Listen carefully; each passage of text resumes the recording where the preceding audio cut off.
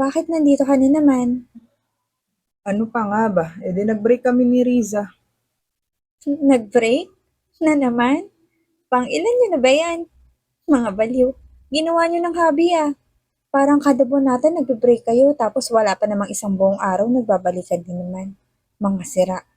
2 taon na kayong ganyan, hindi pa ba kayo nagsasawa? Sira iba to. Hindi ko na talaga siya susuyuin. Oh. Bahala siya sa buhay niya. Lahat na lang pinagseselosan. Boyfriend kasi siya ng gwapo tapos magsiselo siya. Gwapo. Saan banda? Kilabutan ka nga. Sabihin mo malandi ka talagang lalaki ka. Sino na naman bang hinarot mo, buwisit ka? Hoy, malandi ka agad. Hindi ba pwedeng nag-usap lang kami ni Mayang? Tapos, ano kasi, nalasing kasi siya, pero wala naman yun. Napasanda lang siya sa akin, pero wala naman talaga kaming Oh, Aray! gago. Ah! Nag-usap lang, tapos nalasing? Ha? Ha? Ha? Hmm? Sinong niloko mo? Arang Sirang ulo sira. ka. Wala naman Naku, talaga kaming hindi ginawa ka na eh. talaga magbabago. Bahala ka sa buhay mo. Ang hirap mo ipagtanggol. Tropa lang kami ni Mayang. Parang tayo. Best friend tayo, di ba? Bakit ikaw? Hindi ka naman niya pinagseselosan kahit halos magkapalit na tayo ng mukha sa sobrang dikit natin.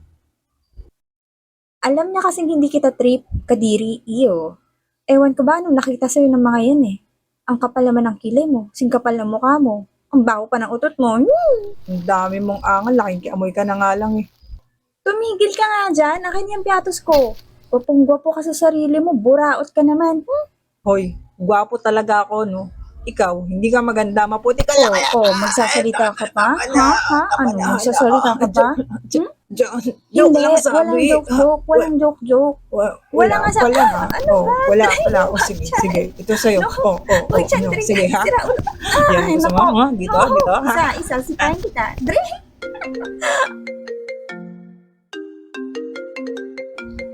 Sino naman kaya itong tumatawag na to? Hmm?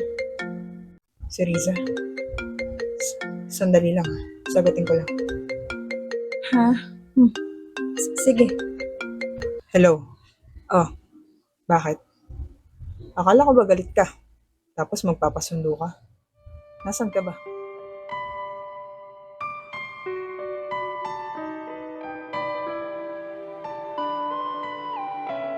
Hana, talaga bang never kang nagagusto kay Dre? Hindi ba simula pagkabata magkasama na kayo? Ako, magkakagusto sa unggoy na yon? No way. Isa siyang malaking sakit ng ulo, no? Wala lang naman akong choice kasi magkapit bahay kami. Saka yung mga magulang namin, magkaibigan na daw simula pa ng high school. Eh sabay kami ng birthday. Kaya pinagsasabay na lang nila minsan yung celebration para tipid daw. Ang swerte mo naman, kapitbahay mo siya. Eh di nakita mo na ang... Gina! Ang dumi ng bibig mo, magmumug ka ng sunrocks. Sira ang loob ng bahay nila ang sinasabi ko. Ha? Malamang. Minsan tumatambay ako sa kanila kapag wala akong kasama sa bahay. Minsan naman siya yung tumatambay sa amin kapag wala siyang makain. Panay nga bukas ng rep, akala mo naman siya yung nagbabayad ng kuryente. Napaka-open nyo na pala sa isa't isa eh. Kaya ang hirap paniwalaan na wala kayong something na dalawa. Tigilan niyo nga ako. Ano ba? Alam niyo namang NBSB ako. Wala akong oras sa mga lalaki. Sakit lang sa ulo yung mga yan. Panggulo sa pag-aaral ko. Sa bagay, magkaibang-magkaiba nga kayo ng ugali. Mukha kang libro, si Dre naman. Mukhang babaero. Naku, kaya lagi sila nag-aaway ni Riza eh. Wala namang bago dun.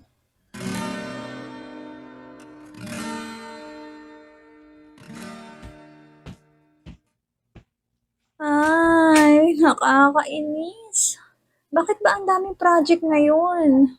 Hindi tuloy ako nakasama kay na mama sa kasal ni tita sa Boracay. 2 gabi pa naman sila doon. Ay, sayang talaga. Ako lang tuloy dito mag-isa. Tapos ito, stress na stress ako kakagawa ng research at projects ko. Oh, bakit nandito ka na naman? Teka, lasing ka ba? Han, Ew, Dre! Visit ka! Dito ka pa talaga sa bakuran namin sumuka. Paglilinisin mo pa talaga ako eh, no? Hoy, mokong ka. Ano bang pinagagawa mo sa buhay mo? Bakit dito ka pumunta? Sa kabilang gate yung bahay niyo. Sira ka ba? Hindi ako pwedeng makita nila mama ng ganito. Gusto mo mawalan ako ng ulo? Patulog mo na. Ano? Hindi pwede. Umuwi ka sa inyo. Umalis ka dito. Sipain kita. Bakit ba? Natutulog naman talaga ako dito minsan ah. Dali na. Bahala ka dyan. Hindi nga pwede. Wala sila mama. Baka kung anong isipin nila, umalis ka dito. Sira ka ba? Feeling mo mamanyakin kita. Asa ka. Kahit na. Lasing ka. Nagdadala ng kademonya ng alak. Umalis ka dito. Ngayong gabi lang. Gusto ko lang naman maging payapa yung isip ko eh. Kahit ngayong gabi lang. Dre, Ayoko umuwi ng bahay. Nag-away na naman sila mama at papa. Talo din kami kanina sa laro. Nanganganib na naman yung scholarship ko. Tiyak na mapapalayas ako sa bahay pag nagkataon. Tapos, dumadagdag pa tong si Riza. Naririndi na ako kakatawag niya. Tapos, aawayin lang pala ako. Nakakapagod na. Nakakasawa.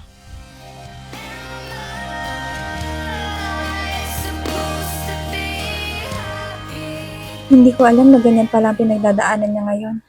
Kaya ba naglasing siya at ayaw umuwi sa kanila? Sige na. Naistorbo na naman nata kita. Kina RJ na lang ako Malayo ang bahay matutulog. nila RJ dito. Lasing ka at baka kung mapaano ka pa dyan sa daan, konsensya ko pa. Gabi na, sige na. Diyan ka na matulog sa sofa. Basta huwag ka papasok sa kwarto ko ha. May pagkain naman dyan sa ref. May mainit din na tubig.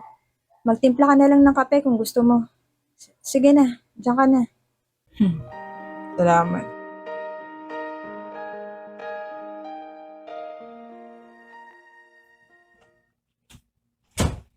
Ay, mag-aalauna na pala. Hindi pa rin ako tapos sa research ko.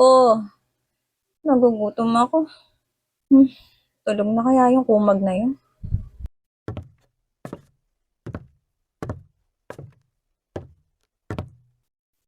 Ang lalaking to, pasaway talaga. Nakalimutan ko pala siyang dala ng kumot. Namamalok tuloy siya sa lamig. Mukhang stress din siya masyado nitong mga nakarang araw. Ano ba naman kasing pinagagawa niya sa buhay niya? Trey, Hindi ako tulog. Kanina pa kita naririnig. bitiwan mo nga ako. Kinukumutan lang kita kasi namamaluktot ka na dyan. Nilalamig ka na pala, hindi mo man lang ako kinatok doon para humingi ng kumot. Eh, di ba sabi mo wag kitang puntahan sa kwarto mo? Ewan ko sa'yo. Kumain ka na ba? Gusto mo ng kape? Sige, sige, salamat.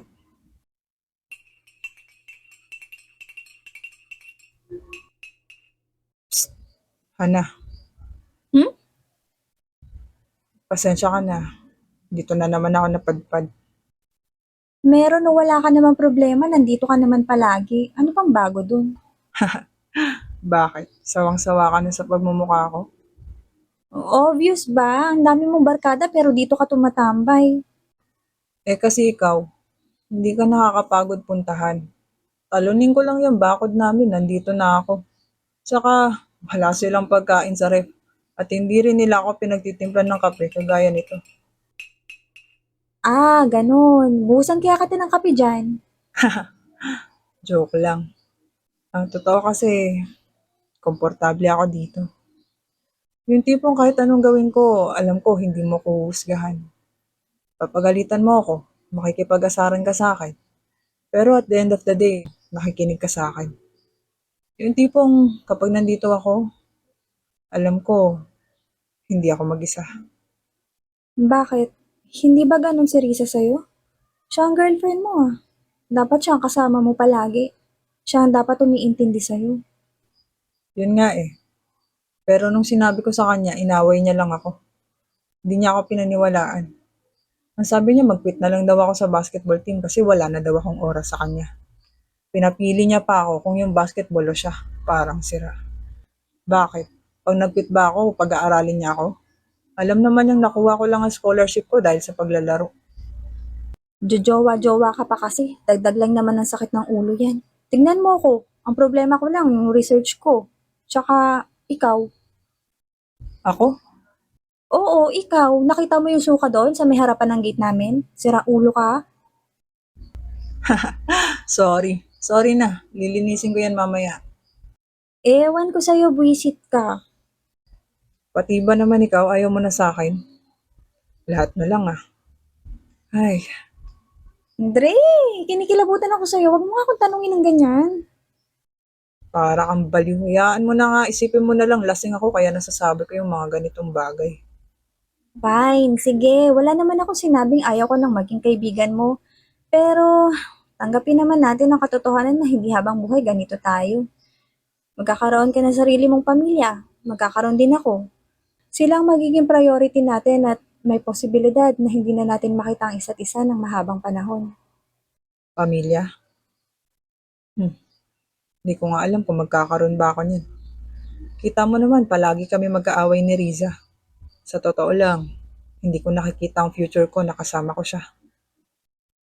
At sinong nakikita mo? Ikaw, Ano? ibig ko sabihin ikaw, nakikita kita ngayon. Ayan oh, dilat na dilat kaya yung mga mata ko. Oh, tignan mo. Piloso po, parang tanga. Biro lang. Sa totoo lang, wala. Parang wala namang tatanggap sa akin eh.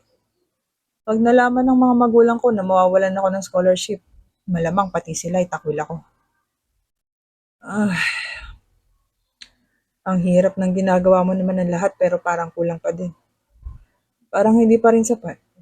Nakaka-stress. Parang sasabog ang ulo ko. Hayaan mo. Hmm? Hayaan mo. Kung wala pa akong asawa kapag 25 years old na ako at wala pang tumanggap sa'yo, sige na, magvo-volunteer na ako. 25 years old? Bakit pag 25 years old? Kasi gusto ko ng 5 anak. Sabi ni mama, mahirap na daw magbuntis kapag may edad na. Oo. Bakit ka makatingin? Uy, Mahihirapan ka na pala eh. Bakit di pa natin gawin ngayon? Aray! Ikaw, baliw ka talaga. Tumigil ka dyan, papaalisin kita dito. Biro lang. Pero kalabitin mo lang ako kung gusto mong totohanin ha. Sabi ko na may gusto ka sa akin eh. hoy, kilabutan ka. Sinasabi ko lang dahil kawawa ka naman, no? Masyado mong pinoproblema ang kinabukasan. Bakit di mo muna ayusin ang buhay na meron ka ngayon?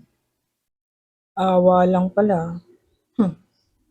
Kahit uugod-ugod na ako at maging palaboy sa kalye, tandaan mo wag na wag mo akong tatanggapin kung awa lang ang nararamdaman mo sa akin. Hindi ko kailangan yun. Juicy pa? Ano pala dapat? Kumain ka na nga lang, baka gutom ka lang. Dre, Ano ba sa tingin mo? Ano ba sa tingin mo ang dahilan kung bakit nagsasama ang dalawang tao? huwag mo akong titigan ng ganyan. Saka yung kamay ko. Ha? Sorry. Ano ba yan ang arte? Kamay lang eh.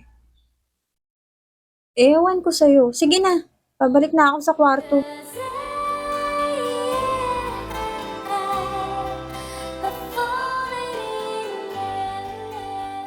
Makalipas ang 1 linggo magmula nang makitulog si Dre sa bahay, ewan ko ba, parang nag-iba siya bigla. Hana, nakikinig ka ba? Ha? Sorry Miko, may bigla lang akong naalala. Ano nga ulit yung sinasabi mo? Ganun ba? Kasi ang sabi ko, I like you.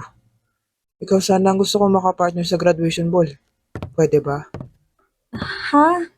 Kasi... Hindi pwede. Dre, At bakit hindi naman pwede? Wala siyang boyfriend. Pero may best friend siya at ako yun. Kaming dalawang magkapareha sa graduation ball, okay? Maghanap pa na lang ng iba. Sige na. Tara na, Hana. sorry Miko. Anong- See you later. Ay, Hana. Morning's first light breaks tomorrow. I'll take care of you. See you. See you ka dyan. Ang harot mo din eh, no? Alam mo, ikaw, kaya hindi din talaga ako nagkaka-boyfriend kasi ang epal mo. At ang sinasabi mo ikaw ang partner ko sa ball? Paano si Riza? Break na nga kami, di ba? Pinapili niya ako kung yung basketball o siya. Siyempre, pinili ko yung future ko. Talaga? Hindi na kayo nagkabalikan? Hindi na. Saka tama na yun. Sa 2 taon namin magkarelasyon, wala naman din kaming ginawa kung hindi mag-away. Okay na yun. Tsaka, di ba nga, kung wala naman tatanggap sa akin, nandiyan ka naman para tanggapin ako. Di ba? Di ba? Wala nang bawian. Hoy, sabi mo wag kitang tanggapin kung awa lang ang nararamdaman ko para sa'yo. Kaya nga pipilitin kung wag lang yun ang maramdaman mo para sa akin. Ano? May sinasabi ka? Wala, ang pangit mo. Tara na, late na tayo. We'll write a song that turns out the lights when both boy and girl start suddenly shaking and Uy, Hana, Bakit? sigurado ka ba mag-best friend lang kayo ni Dre? Bakit parang mas lalo siya naging sweet sa'yo ngayon? Hinahatid sundo ka na niya araw-araw oh, tapos dinadalan ka pa niya ng pagkain. Yung totoo. Ha? Aba, malay ko sa ungas na yun. Pero alam mo, mas lalo siyang gumwapo nung nag-break sila ni Riza. Mukhang inspired siya. Hindi kaya dahil sa'yo? Yee! Tigilan niyo nga ako, mga baliw. Pinagtitripan lang ako nun.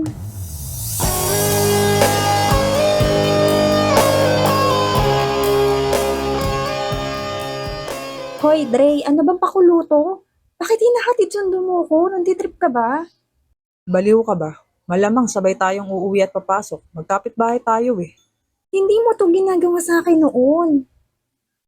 Dahil nga kami pa ni Riza nun. Malamang siya ang ihahatid sundo ko. Hindi ba pwedeng gusto ko lang sumabay sa'yo kasi naboboring ako maglakad mag-isa? Yun lang? Oo, ang kulit. Feeling maganda ka na naman. 10 patong naman yung eyebags mo. Akin na nga yung mga gamit mo. Namamayat ka na kakadala ng libro, mukha ka ng poste.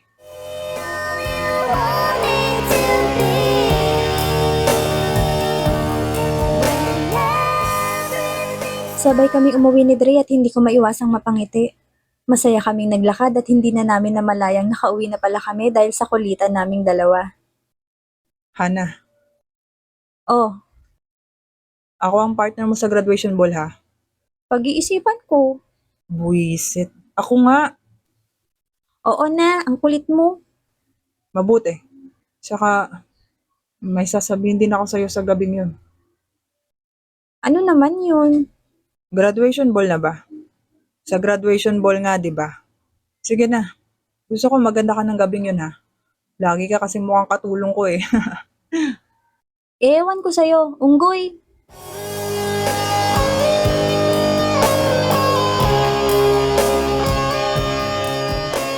Ilang araw at linggo pa ang lumipas.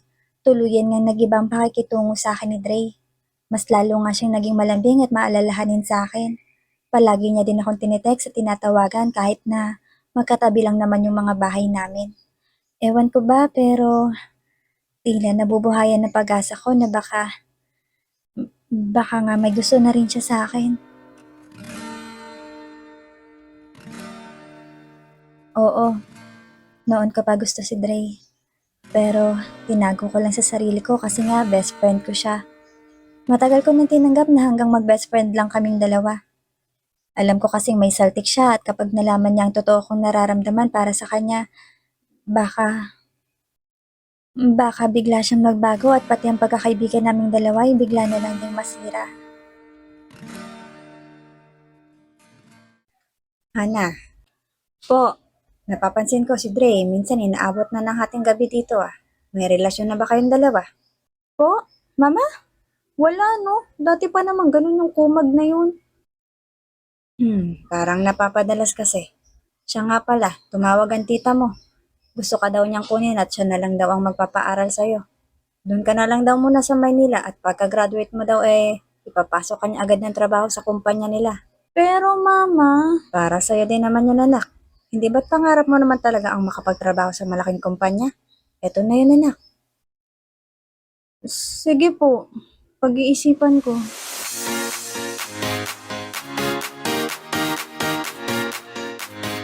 Dumating ang gabi ng graduation ball. Sobrang excited ako at pinaghandaan ko talaga ang gabing ito. Girl, ang ganda-ganda mo! Thank you. Hindi ba si Dre ang date mo ngayon? Bakit hindi kayo sabay pumunta? Paano kasi si mama, pinaparlor pa ako kaya sabi ko kay Dre mauna na siya dito. Nakita niyo na ba siya? Hindi pa. Ako, nakita ko siya kanina. Talaga, Miko? Nasaan siya? Nandun siya sa may parking sa baba. Kasama niya si Risa. Ang sweet nga nila kanina eh. Nagkabalik na ba sila? Ha? Sa sinabi ni Miko, napatakbo ko papuntang parking. Hana! Ang bigat ng dibdib ko. Para bang may pumipigil sa paghinga ko. Narating ko ang parking at palingalinga pa ako sa paligid habang nakahawak sa palda ng gown ko para hindi ko ito maapakan habang tumatakbo.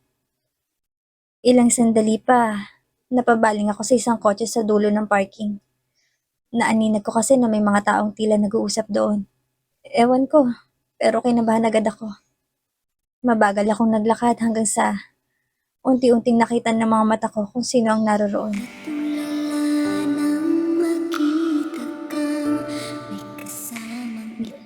Dre? Riza?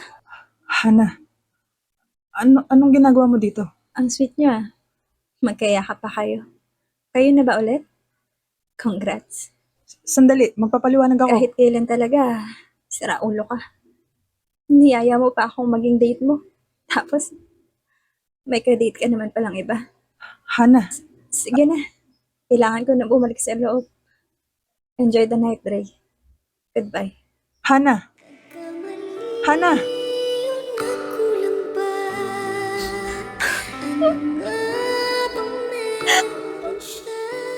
Tumakbo ko palayo sa kanila. Kahit masakit na ang mga paa ko dahil sa mataas na heels ng sandals ko, pinilit kong makalayo sa kanila. Ayaw kong makita nila akong lumuluha. Ang sakit. Umasa ako na sa wakas. Ako na yung nakikita niya. Na nasa akin na ang atensyon niya. Akala ko, gusto niya na din ako. Na mahal niya na din ako. Pero hindi pala. Akala ko lang pala. Ngayon, natauhan na ako. Hanggang magkaibigan lang talaga kaming dalawa. Pero, mukhang pati yun, hindi na dapat magpatuloy pa. Ayoko na. Ayoko nang magpakatanga. At sabihin, masaya ako para sa kanya kahit ibang babae naman ang kasama niya. Ayoko na.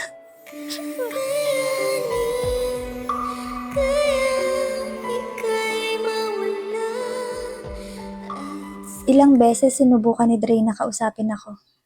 Pero ako lang itong panayang iwas, panayang tago.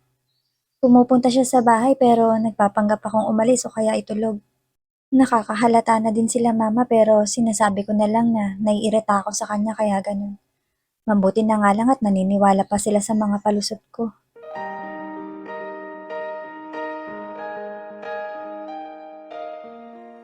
Mama, nakapagpasya na po ako. Sasama na po ako kay tita. Doon na po ako mag-aaral sa Maynila. Nako, mabuti naman. Inaasahan talaga yan ng tita mo. Sige, bukas na bukas ay mamimili tayo at mag-aayos na tayo ng mga gamit mo. Maaga ang enrollment sa Maynila, kaya dapat sa isang linggo ay pumunta ka na doon para mag-take ng mga entrance exam. Galingan mo ha. Kahit wag na para sa amin anak, para sa kinabukasan mo na lang. Opo, mama. Pero, pwede po bang wala munang makakaalam nito? Ha? Bakit naman? Wala lang po, ma. Gusto ko lang na maging natural ang lahat ng tao sa paligid ko bago ko umalis. Ayoko po kasi ng masyadong atensyon. Okay lang po ba? Oo, sige. Ikaw ang bahala.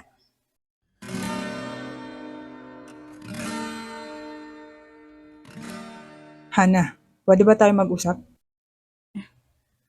Ha? Ano kasi, aalis kami ni mama. Hinihintay niya ako. Eh di sabay na tayo umuwi. Magkapit-bahay naman tayo eh. Akin na yung mga gamit mo. Hindi na. Hindi kami sa bahay magkikita ni mama. Nasa mall na siya. Doon ako pupunta. Sige, bye. Iniiwasan mo ba ako? Ha? At bakit ko naman gagawin yun? Feeling ka naman. Pilingero na kung pilingero. Pero hindi ako tanga. Mag-usap tayo. Baliw, saka na. Magkapit-bahay lang naman tayo. Sige, bye.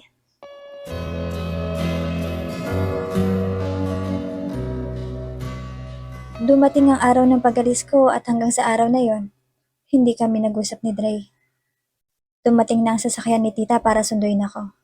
Yumakap na ako kay na mama at nagpaalam bago sumakay ng van.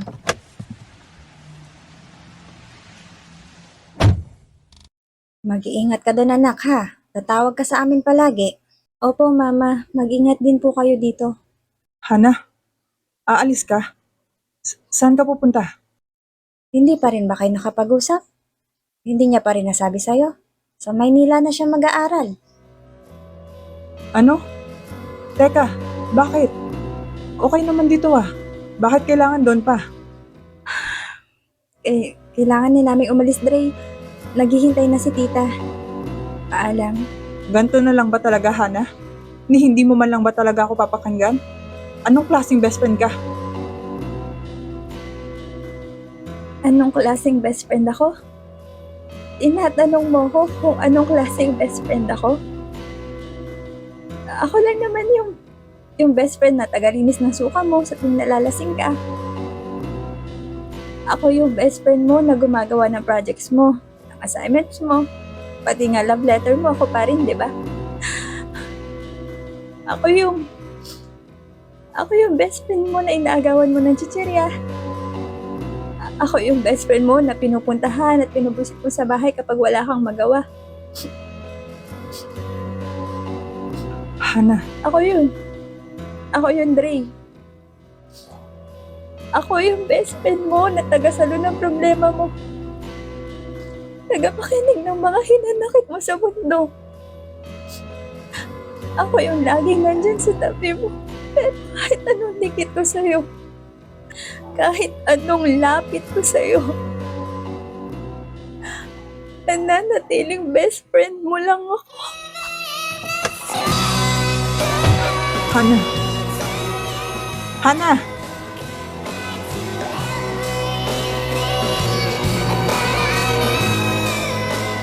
Lumipas ang mga araw, mga buwan, mga taon. Nakapagtapos ako ng pag-aaral sa Maynila at nagkaroon ng maayos na trabaho sa kumpanya nila tita. Masasabi kong okay naman ang buhay ko. Kahit paano nakakapag-ipon at nakakapagpadala ko kina mama. Nakakatuwa nga kasi nakapagpatayo na sila ng karinderya at nakabili na din ng taxi. Namamasada na lang si papa at hindi na daw sila madalas mag-away dahil sa pera.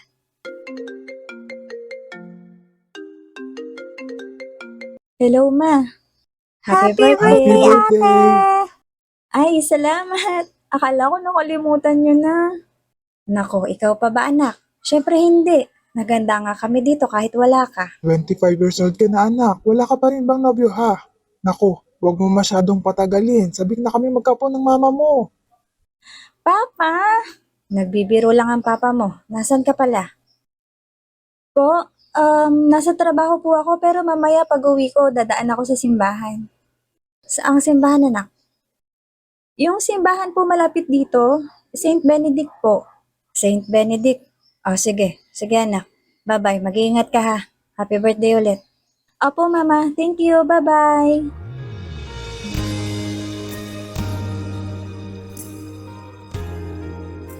Tulad ng sinabi ko kay mama, pagkatapos ng trabaho, pumunta ako sa simbahan. Lumuhod ako doon at nanalangin.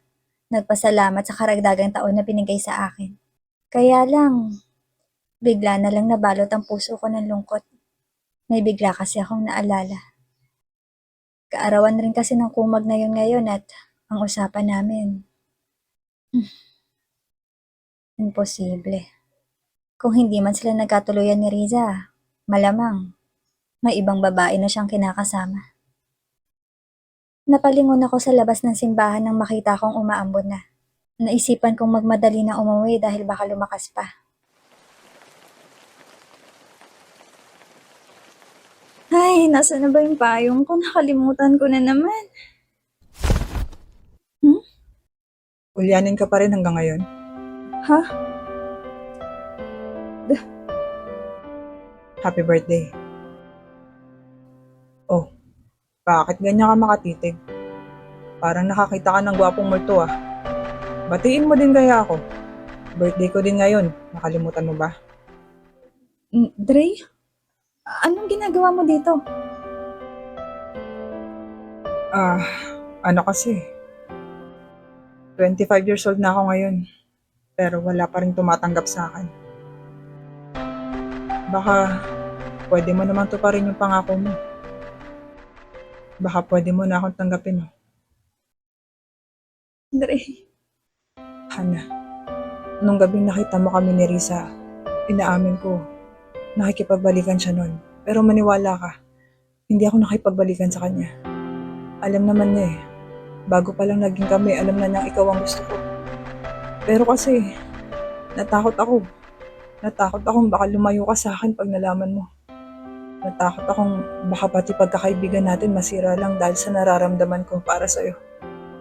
Aamin sana ako nung graduation ball pero hindi ko na nagawa. Tatawarin mo ako, Hana. Pero sana maniwala ka. Mahal kita noon pa. At hanggang ngayon, mahal pa rin kita, Hana.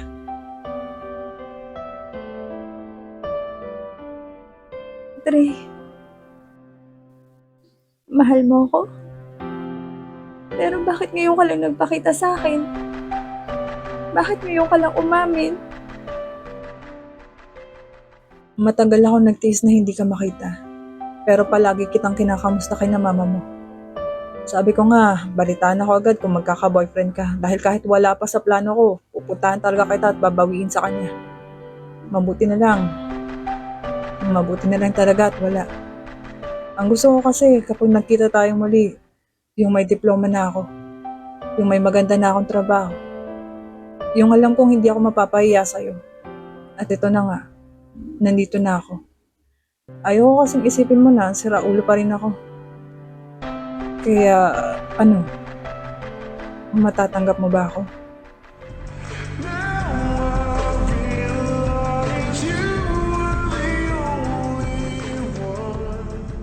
Baliw ka talaga. Siyempre, matatanggap kita. Mahal din kita eh. Mahal na mahal. Hana,